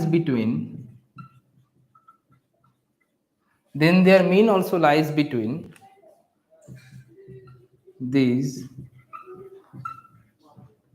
two numbers. Okay, আচ্ছা এবার রেজাল্টটা কি বলছে? তো রেজাল্ট বলছে যে all the values of a variable lie between two number, তার মানে কোনো একটা ভ্যারিয়েবল যে ভ্যালুগুলো নিচ্ছে সেগুলো সবসময় দুটো নাম্বারের মধ্যে রয়েছে। যেমন let X be a variable, okay, that takes values x1 x2 xn। ওকে, তাহলে x একটা ভ্যারিয়েবল যেটা x1 x2 xn ভ্যালুজ নিচ্ছে। ওকে, অ্যান্ড আমার বলে দেওয়া আছে যে all the values of a variable lie between two number, তার মানে x1 x2 xn দুটো নাম্বারের মধ্যে লাই করে। ওকে, তো ধরলাম লেট a থেকে b এর মধ্যে সমস্ত x1 x2 xn সবাই লাই করে। এবার যেহেতু এটা সবার জন্য ট্রু তাহলে সেই জন্য আমরা এখানে ফর অল কথাটা লিখতে পারি যে for all i 1 to n। এবার বুঝতে মধ্যে সমস্ত ভ্যালুগুলো রয়েছে সেই দুটো নাম্বার হচ্ছে a আর b। ওকে, আচ্ছা, তো এটা আমাদের বলে দেওয়া আছে। এবার কি বলছে? এবার বলছে then their mean also lie between this two number, তার মানে এদের মিন যেটা সেটাও এ থেকে বি এর মধ্যে থাকবে, সেটা আমাকে প্রুফ করতে হবে। ওকে, আচ্ছা এবার আমরা আসি মিনে। এবার আমরা কি করব? এ, সো এখানে xi আছে, তাহলে মিন পেতে গেলে কি করতে হয়, সামেশন অ্যাপ্লাই করতে হয়। তাহলে আমরা এদিকে একটা সামেশন অ্যাপ্লাই করব, i running from 1 to n a less than equal to, এর উপরে সামেশন লাগাবো 1 to n xi, আবার এর উপরেও সামেশন লাগাবো b। এটা কিন্তু করা যায়। ওকে, যদি আমার এরকম ইনইকুয়ালিটি থাকে তার প্রত্যেকটার উপরই আমি সামেশন অ্যাপ্লাই করতে পারি। আচ্ছা, এবার হচ্ছে সামেশন ওভার এ, সেটার ভ্যালু কত হয়। তার মানে সামেশন ওভার এ, যেখানে আইটা হচ্ছে 1 থেকে n পর্যন্ত রান করছে, তার মানে i1 হলেও এ হবে, প্লাস i2 হলেও এ হবে, তার মানে এ যেটা সেটা n টাইমস সাম হবে। তার মানে অনেকটা এরকম টাইপের যে a plus A plus A but n times. Okay, and less than equal to summation over xi, যেটা ওটা যেরকম আছে রেখে দিলাম। So summation over xi, i running from 1 to n less than equal two, এই যে সামটা সেটাও হবে এটার মতোই, i 1 থেকে n পর্যন্ত। ভেতরে যদি আমার i এর কোনো কোয়ান্টিটি থাকতো, মানে কোনো কোয়ান্টিটির মধ্যে i থাকতো, তাহলে i এর ভ্যালুটা সেখানে বসতো, কিন্তু ভেতরে তো i এর কিছুই নেই, তাহলে শুধু b যেটা সেটাই হবে। তাহলে b যেটা সেটাই আমার n টাইমস বসবে। ওকে, আশা করি বুঝতে পারছো। আচ্ছা, তাহলে এবার n টাইমস a কে সাম করলে তার ভ্যালু হয় n into a less than equal to summation over xi, আবার এটা হবে n ইন্টু b। ওকে, আচ্ছা, এবার এই তিনটে টার্ম পুরোটাকে যদি n দিয়ে ভাগ করে দেই, তাহলে এটাকে n দিয়ে ভাগ করলে হবে a, এটাকে n দিয়ে ভাগ করলে হবে 1/n summation of xi, and এটাকে n দিয়ে ভাগ করলে হবে b। ওকে, তাহলে পুরো জিনিসটাকে আমরা n দিয়ে ভাগ করে দিলাম। এবার যদি মাঝের যে টার্মটা আছে সেটাতে দেখি, তাহলে 1/n সামেশন অফ xi, এটাই হচ্ছে আমার মিন। ওকে, তাহলে a less than equal to arithmetic mean of x, or আমরা বলতে পারি x বার। ওকে, আচ্ছা, অ্যারিথমেটিক মিন অফ x না লিখে x বারই লিখছি। সো x বার less than equal two b। ওকে, তাহলে আমরা কি পেলাম, যে xi গুলো, xi বলতে x1 x2 xn সমস্ত ভ্যালু যদি a থেকে b এর মধ্যে থাকে, তাহলে তাদের যে মিনটা x বার সেটাও a থেকে b এর মধ্যে থাকবে, এন্ড সেটাই আমাদের বলেছিল। ওকে, তো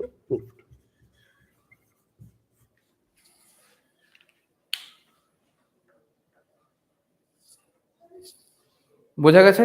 কোনো প্রশ্ন আছে?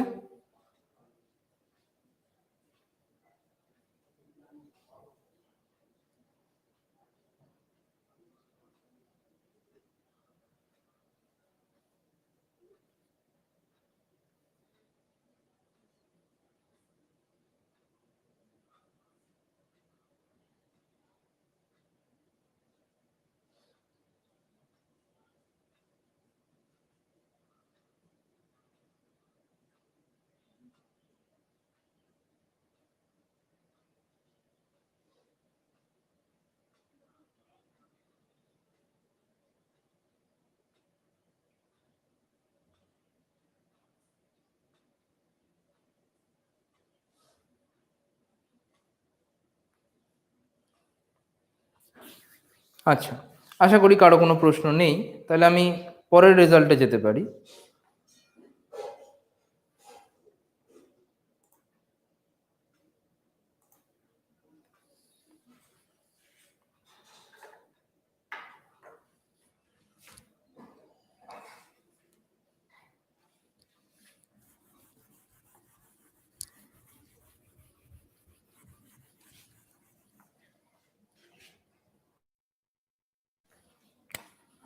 পরের result,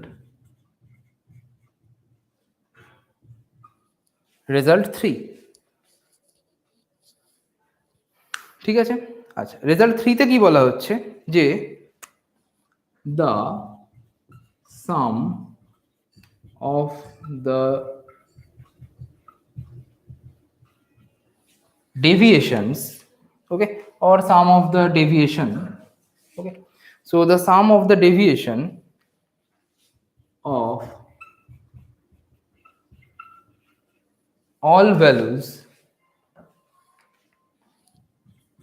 of a variable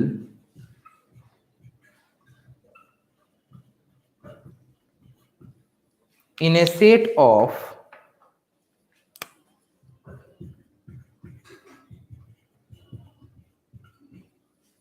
observations, okay, from their am.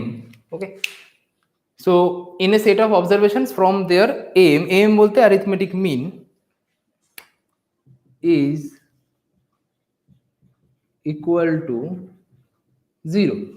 Okay, so is equal to 0. এবার প্রুফটাতে আসি।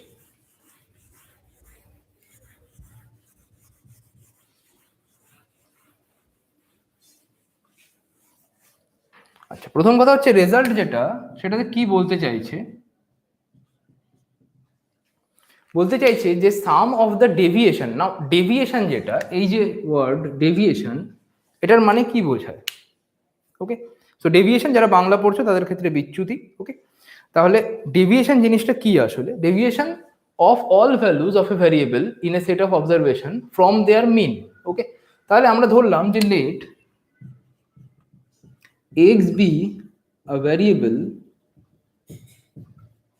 having n values x1 x2 xn। ওকে, তাহলে x একটা ভ্যারিয়েবল যার n খানা ভ্যালুজ রয়েছে, and x1 x2 xn basically হচ্ছে সেই ভ্যালুজ গুলো।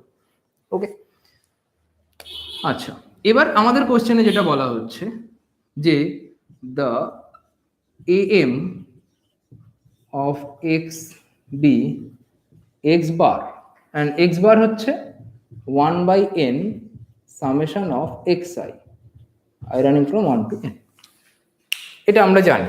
ওকে, এবার কি বলা হচ্ছে সাম অফ দ্য ডেভিয়েশন। এই ডেভিয়েশন জিনিসটা কি? ডেভিয়েশন মানে হচ্ছে যে প্রত্যেকটা ভ্যালু, যেমন সাপোজ x1 x বার থেকে, এই x বার থেকে কতটা দূরে আছে, ওকে, সেই ডিস্টেন্সটাকে আমরা বলছি ডেভিয়েশন। ওকে, সিমিলারলি x2 সেটা x বার থেকে কতটা দূরে আছে।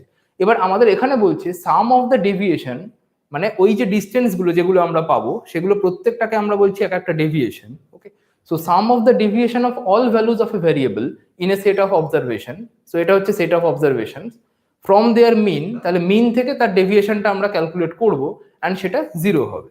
ওকে, তো সেটা কিরকম? যে sum of the deviation of each value from their mean. Okay, তাহলে প্রত্যেকটা ভ্যালু xi থেকে x বার তার ডিস্টেন্সটা আমরা ক্যালকুলেট করব, অ্যান্ড সেটার সাম করব, তাহলে এটাকেই আমরা বলছি সাম অফ দ্য ডেভিয়েশন। অ্যান্ড যেখানে আইটা 1 থেকে n, কারণ আমরা x1 x2 xn সমস্ত ভ্যালুর জন্য এটা ক্যালকুলেট করব। এবার বলছে এটার ভ্যালুটা 0 হবে, সেটা শো করাতে হবে। ওকে, তাহলে এটার ভ্যালু কি হয়? Summation of xi I running from 1 to n minus summation of x bar, so summation of I running from 1 to n x bar। ওকে, আচ্ছা, এবার সামেশন অফ xi তার ভ্যালু কত? x বার সেটা যদি 1/n সামেশন অফ xi হয়, তাহলে summation of xi এর value আমরা বলতে পারি n ইনটু x বার। ওকে, তাহলে এটার ভ্যালু হচ্ছে n ইনটু x বার। ওকে, আচ্ছা, minus summation of x bar তার ভ্যালু কত হবে? সেটা হবে, যেহেতু ভেতরে কোনো i এর কোয়ান্টিটি নেই, তার মানে x বার যেটা সেটাই আমার 1 থেকে n পর্যন্ত n বার যোগ হবে। ওকে, তাহলে x বার যোগ হবে n বার, তাহলে এটা টোটাল n টাইমস। ঠিক আছে, তাহলে n টাইমস যদি x বারকে যোগ করি তাহলে কত হয়? সেটা n ইনটু x বার, তাহলে n x bar minus n x বার ইকুয়াল টু হচ্ছে 0। তাহলে আমরা পেলাম যে প্রত্যেকটা ভ্যালু থেকে তার মিনকে যদি মাইনাস করি, অ্যান্ড সেই ভ্যালুগুলোকে যদি আমরা সাম করি, তাহলে সেই টোটাল সামটা 0 হয়ে যায়।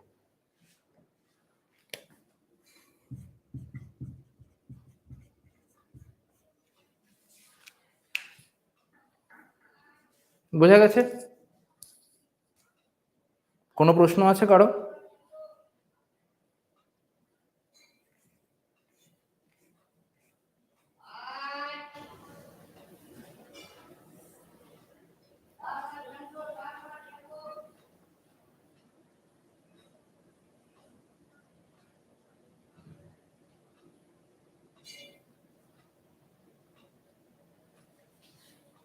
আচ্ছা, তাহলে আমরা এর পরের রেজাল্টে যাচ্ছি।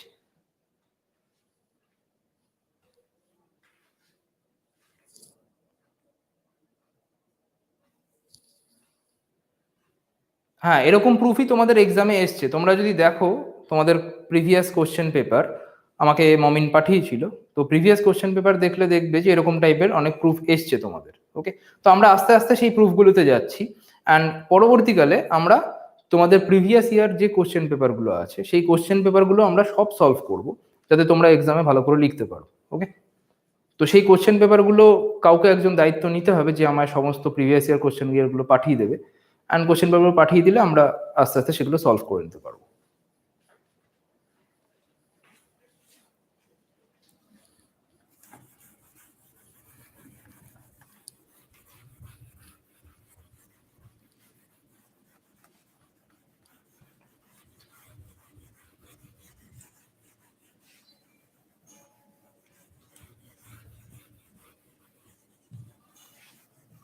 আর আমি আগেও বলেছি তাড়াহুড়ো করে লেখার কিছু নেই, কারণ ভিডিওটা সবাই পেয়ে যাবে, ঠিক আছে? তখন ভিডিও দেখে আস্তে আস্তে লিখে নিতে পারবে। এখন জিনিসগুলোকে বোঝার চেষ্টা করো। নেক্সট আসছি আমরা result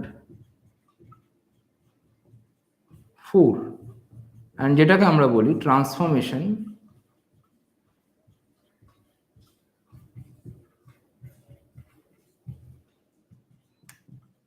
x and y are two related, or suppose x and y are two related variables. Okay, so two related variable বলতে এরা দুজন নিজেদের মধ্যে একটা রিলেশনে রয়েছে। Okay, such that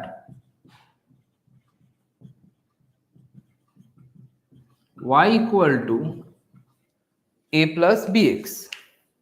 Okay, and a and b being two constants.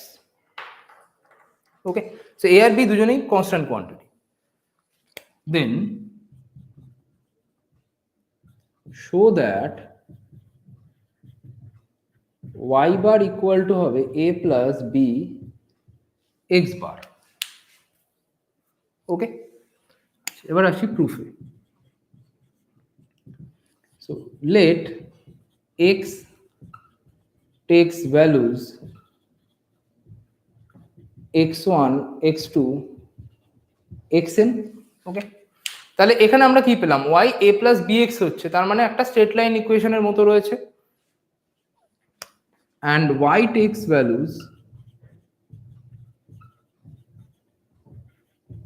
y1 y2 yn. ওকে, নাও এবার আমাদের বলা আছে y যেটা সেটা হচ্ছে a plus bx. So given y equal to a plus bx, এটা হচ্ছে y আর x এর মধ্যে রিলেশন, তার মানে y এর ভ্যালুর সাথে x এর ভ্যালুরও এই রিলেশনটাই থাকবে। তার মানে that implies yi equal to a plus bxi, and এটা i equal to 1 to n সবার জন্য ট্রু। ওকে, এবার এখানে আমরা ফর অল কথাটা লিখতে পারতাম, বাট আপাতত লিখছি না, কারণ y1 সেটা হচ্ছে a plus bx1, y2 সেটা হচ্ছে a plus bx2, অ্যান্ড বাকি সবার জন্য সেম হবে। ওকে, এবার আমাকে আসতে হবে y বারে। নাও y বার সেটা কি হবে? 1/n summation of yi i running from 1 to n. ওকে, আচ্ছা, এবার yi যেটা সেটা তো হচ্ছে a plus bxi, তাহলে 1/n summation over i running from 1 to n a plus bxi, তাহলে a plus bxi সেটা হচ্ছে yi। আচ্ছা, এবার যদি আমরা ভ্যালু বসাই তাহলে হবে 1/n summation over I running from 1 to n a plus 1 by n summation over bxi. ওকে, আচ্ছা এতক্ষণ আমরা ক্যালকুলেট করেছি যে যদি ভেতরে আই এর কোনো কোয়ান্টিটি না থাকে অ্যান্ড তার উপর সামেশন বসাতে হয় তাহলে এ কে 1 থেকে n বার, তার মানে টোটাল n টাইমস সাম করতে হয়। তাহলে এটার ভ্যালু হয় 1 by n into N A plus 1 by n, beta তো কনস্ট্যান্ট, বিটাকে বাইরে নিয়ে গেলাম, ঠিক আছে, বিটাকে বাইরে নিয়ে চলে আসলাম কারণ ভেতরে একটা xi যেটা i এর উপর ডিপেন্ড করে এরকম কোয়ান্টিটি রয়েছে। তাহলে summation of xi i running from 1 to n। আচ্ছা এটার সাথে এটা করলে nটা কেটে যাবে, এটা হবে a প্লাস b যেটা সেটা আমার থাকলো, আর 1 by n into summation of xi সেটা হয়ে যায় x বার, তাহলে এটা হবে b into x bar. Okay, সেটা কেন হচ্ছে, কারণ 1 by n summation of xi সেটাই হয়ে যায় x বার। তাহলে আমরা পেলাম যে y bar equal two a plus b into x বার। তাহলে y bar equal two a plus b into x bar. Okay,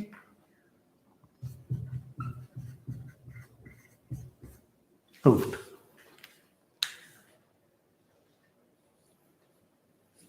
Okay,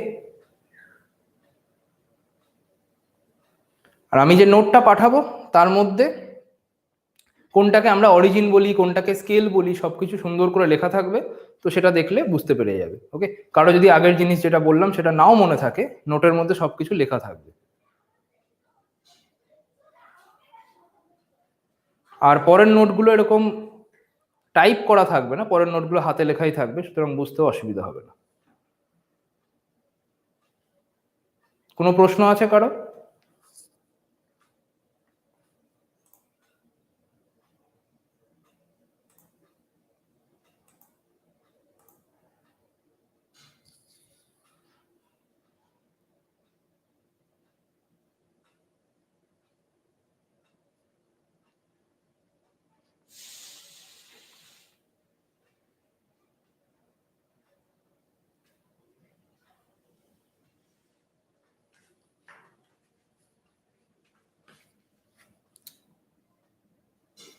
আচ্ছা তাহলে আমরা পরের রেজাল্টে যাচ্ছি।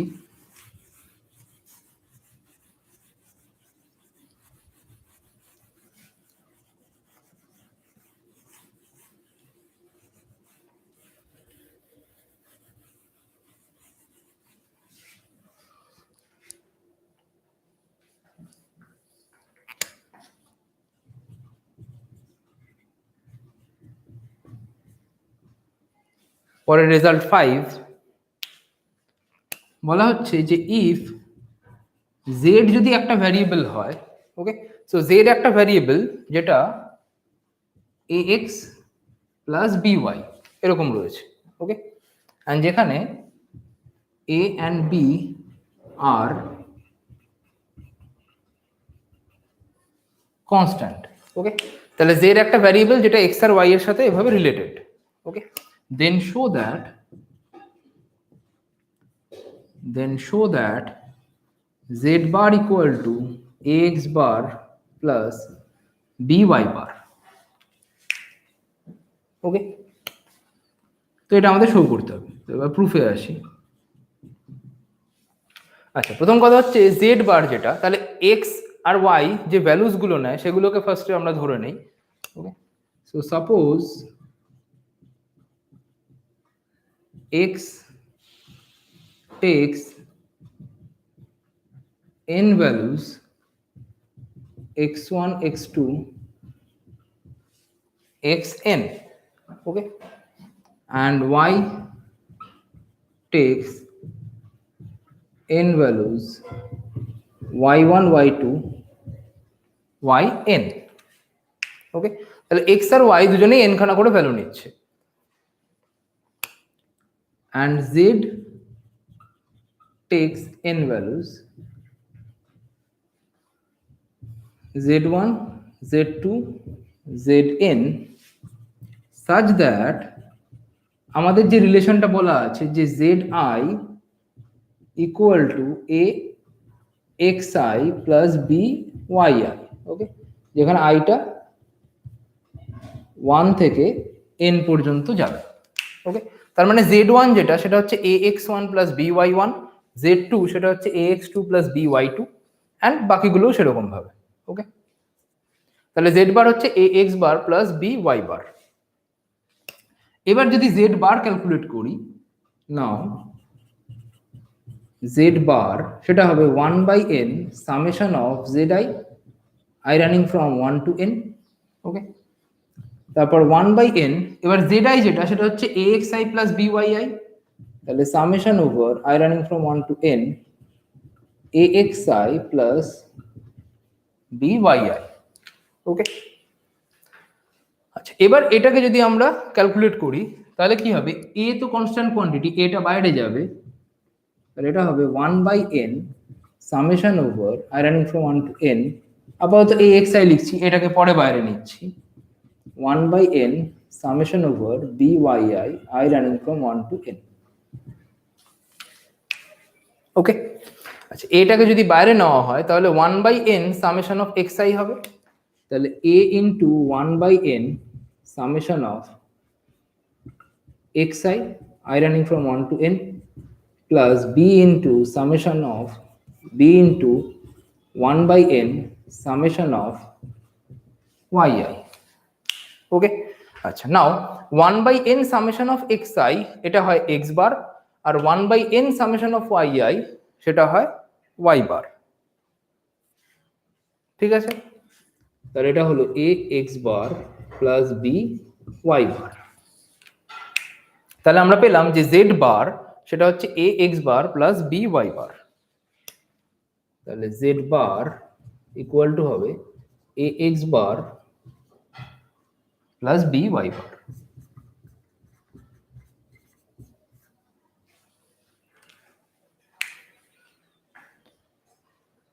ঠিক আছে, বুঝতে পেরেছো সবাই?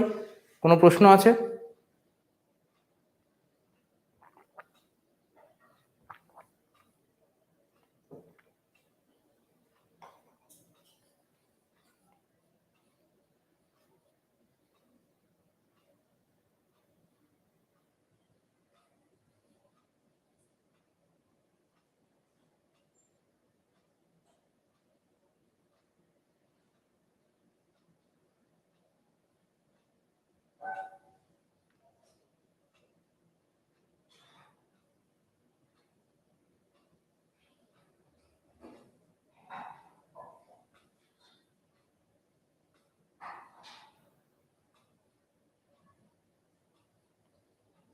কারো কোনো প্রশ্ন আছে কি?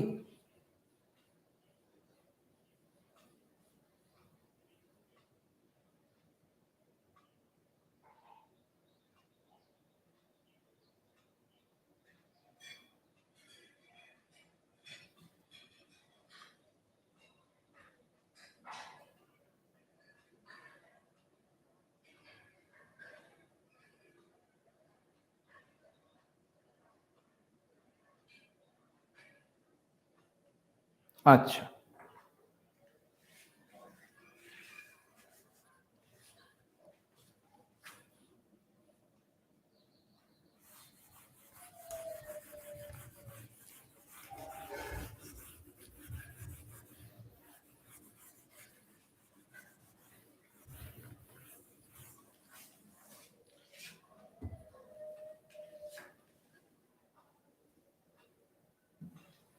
তারপরের রেজাল্টে যাচ্ছি আমরা, যেটা দেখবে তোমাদের প্রিভিয়াস ইয়ার কোশ্চেনেও এসেছিল। ওকে, তো সেটা হচ্ছে যে if there are two groups, তোমাদের বেসিক্যালি 3টে গ্রুপ দিয়ে এসেছিল, আমি এখানে 2 গ্রুপস দিয়ে করছি, তারপর 3টে গ্রুপের জন্য কিভাবে হবে বলে দিচ্ছি। তো 2 groups of data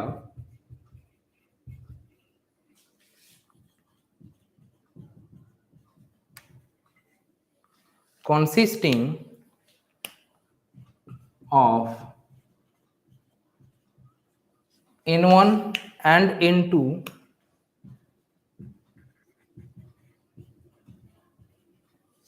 observations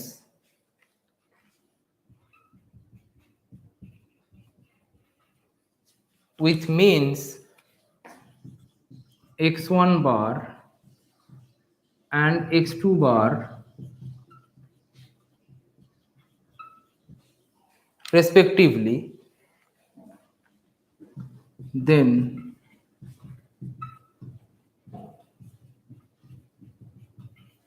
the composite mean, okay, so then the composite mean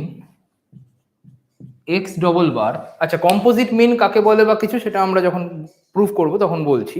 so composite mean x double bar for the combined data set of n1 plus n2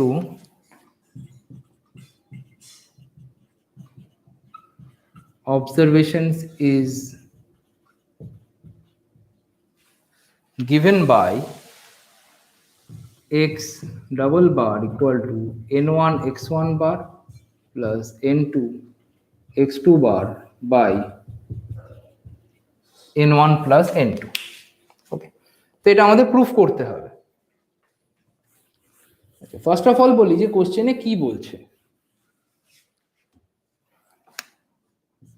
R result basically কি বলছে। So রেজাল্টে এখানে বলা হচ্ছে যে suppose আমাদের দুটো group আছে, ওকে, তো এটা একটা গ্রুপ অ্যান্ড এটা আর একটা গ্রুপ, ওকে। তো ফার্স্ট গ্রুপে আমার n1 খানা মেম্বার আছে, সো ফার্স্ট গ্রুপে n1 টা মেম্বার আছে, অ্যান্ড ফার্স্ট গ্রুপে কারণ বলা আছে if there are two groups of data consisting of n1 and n2 observation, তাহলে ফার্স্ট এটাতে n1 টা অ্যান্ড সেকেন্ড এটাতে n2 টা অবজারভেশন আছে, with means x1 bar and x2 বার, এর মিনটা হচ্ছে x1 বার অ্যান্ড এর মিনটা হচ্ছে x2 বার, ওকে। এবার বলা হচ্ছে দেন দ্য কম্পোজিট মিন, কম্পোজিট মিন মানে দুটো গ্রুপ তো ডিফারেন্ট আছে, এবার আমরা কি করলাম এই দুটো গ্রুপকে একসাথে কম্বাইন করলাম, ওকে, করে একটা লার্জ গ্রুপ তৈরি করলাম, বেসিক্যালি এটা বড় হবে অনেকটা, একটা লার্জ গ্রুপ তৈরি করলাম। তাহলে এই দুটো গ্রুপকে কম্বাইন করলে যদি একটা লার্জ গ্রুপ তৈরি হয় তাহলে সেই গ্রুপে মেম্বার কতজন থাকবে, তাহলে এই গ্রুপে মেম্বার থাকবে বেসিক্যালি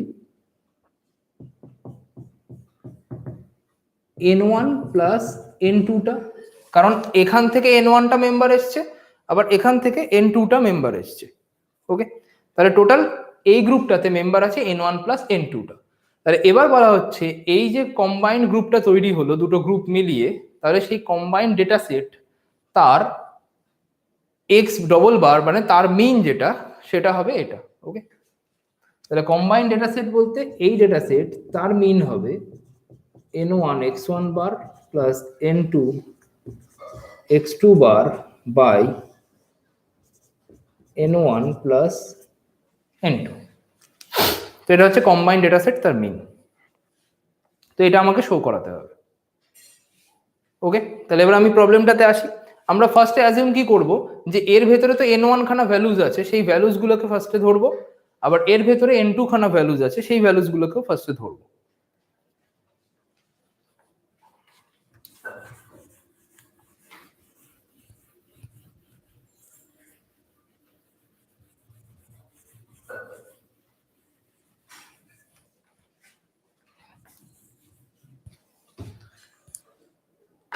Okay, so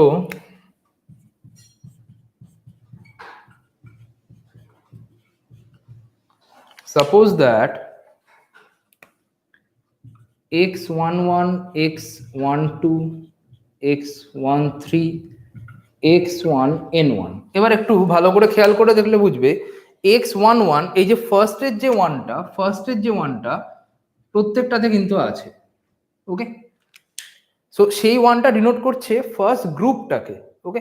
তাহলে x11 মানে হচ্ছে ফার্স্ট গ্রুপের ফার্স্ট ভ্যালু, x12 মানে ফার্স্ট গ্রুপের সেকেন্ড ভ্যালু, x13 মানে ফার্স্ট গ্রুপের third value, okay.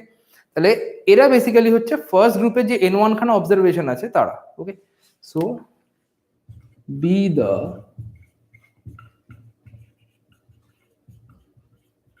observations of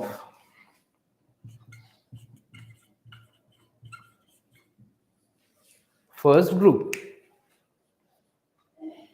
Okay, so এটা basically the observation of first group. And next second গ্রুপের মেম্বারগুলোকে আমরা লিখতে পারি x21, x22 অ্যান্ড x2n2। তাহলে এই যে ফার্স্ট টু যেটা সেটা ডিনোট করছে সেকেন্ড গ্রুপকে, অ্যান্ড সেখানে টোটাল n2 খানা মেম্বার আছে, তাহলে 1 2 করে আপ টু n2 খানা মেম্বার আছে। Okay, so be the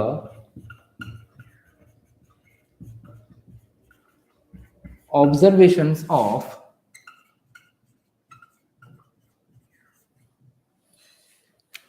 second group. Okay, আচ্ছা এবার ফার্স্ট গ্রুপ যেটা তার মিন আমাদের বলে দেওয়া আছে সেটা হচ্ছে x1 বার। ওকে, নাও ফার্স্ট গ্রুপ মিন x1 বার, সেটা কি হবে? ফার্স্ট গ্রুপে যে অবজারভেশন গুলো আছে তাদের sum by total number of observation. আচ্ছা এদের সাম করলে ফর্মটা কিরকম দেখতে হবে? x11 plus x12 plus x1n1 by n1। ওকে, আচ্ছা এবার এটাকে যদি সামেশনের ফর্মে লিখতে চাই তাহলে ফার্স্টের 1 যেটা সেটা তো ফিক্সড সবার ক্ষেত্রে, পরের যে 1 2 করে n1 সেটা ভ্যারি করছে।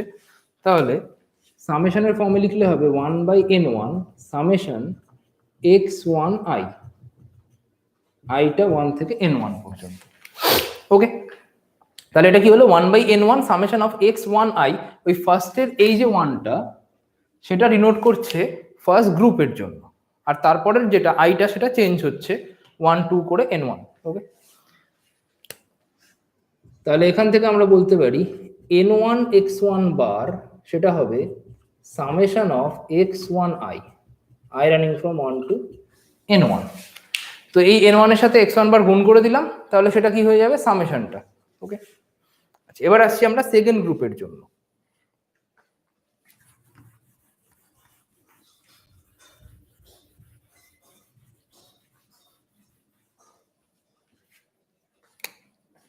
So সেকেন্ড গ্রুপ মিন সেটা কি হবে? সো সেকেন্ড গ্রুপ মিন ছিল আমার x2 বার, সেটা x21 plus x22 plus x2n2 by n2। Okay, তাহলে এটাকে লেখা যায় 1 by n2 summation of x2i, i running from 1 to n2। Okay, যেখানে 2 যেটা সেটা হচ্ছে ফার্স্টেরটা সবার ক্ষেত্রে সেম আছে, পরের i যেটা সেটা চেঞ্জ হচ্ছে 1 2 করে আপ টু n2 পর্যন্ত। তাহলে এখান থেকে আমরা লিখতে পারি এই n2 into x bar, n2 into x2 bar সেটা হবে summation of x2i, i running from 1 to n2। Okay, আচ্ছা এবার আমরা আসছি যে দুটো গ্রুপকে যখন আমরা মিক্স করে দিলাম তখন কি হচ্ছে। ওকে, তাহলে ফার্স্ট গ্রুপের ভ্যালু ছিল এগুলো, সেকেন্ড গ্রুপের ভ্যালু ছিল এরা। ওকে, অ্যান্ড দুটো গ্রুপকে যখন আমরা মিক্স করে দেবো তখন কি হবে? এই গ্রুপের ভ্যালু আর এই গ্রুপের ভ্যালু তাদের সবার সাম করতে হবে। ওকে, নাও দেন the sum of all observations, so the sum of all observations in combined group is, তাহলে sum of all observation মানে কি? এটার সাম প্লাস এটার সাম। ওকে, তার মানে basically x11 plus x12 plus x1n1 plus x21 x22 plus x2n2। ওকে, তাহলে এটার সাম plus এটার সাম হচ্ছে, কারণ আমার যে কম্বাইন্ড গ্রুপটা তৈরি করেছি তাতে এরাও আছে আবার এরাও আছে। ওকে, আচ্ছা, এটার সাম যেটা সেটা হয় এই জিনিসটা, আবার এটার সাম যেটা সেটা হচ্ছে এটা। ওকে, তাহলে summation over x1i i running from 1 to n1 plus summation over x2i i running from 1 to n2। Okay, তাহলে এখানে আমরা কি পেলাম যে এটার সাম অ্যান্ড এটার সাম। আবার এই যে সামটা যেটা আমরা ক্যালকুলেট করেছি সামেশন ওভার, এটা সাপোজ নাম্বার 1 ইকুয়েশন দেওয়া যাক, এটা নাম্বার 2 ইকুয়েশন।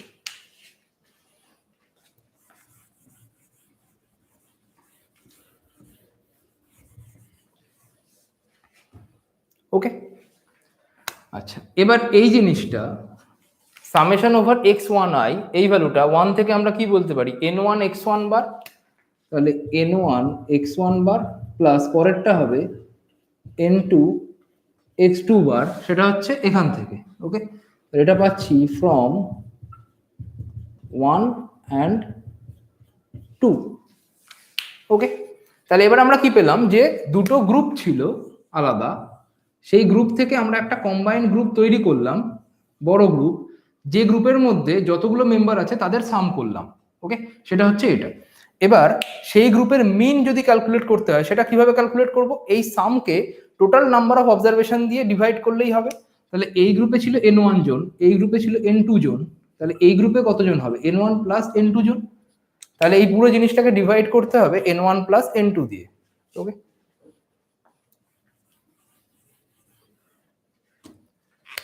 তাহলে Haynes the mean of the combined group is কি হবে, এই যে সামটা আমরা বার করেছি x, সাপোজ মিনটাকে আমরা বলছি x double bar, n1 x1 bar plus n2 x2 bar by n1। ঠিক আছে, তো আজকে আমরা এই পর্যন্তই রাখছি অ্যান্ড আমরা বন্ধ করে দিচ্ছি আজকের মতো। ঠিক আছে, আমরা নেক্সট দিন আবার এর পরের পার্টটা থেকে স্টার্ট করব।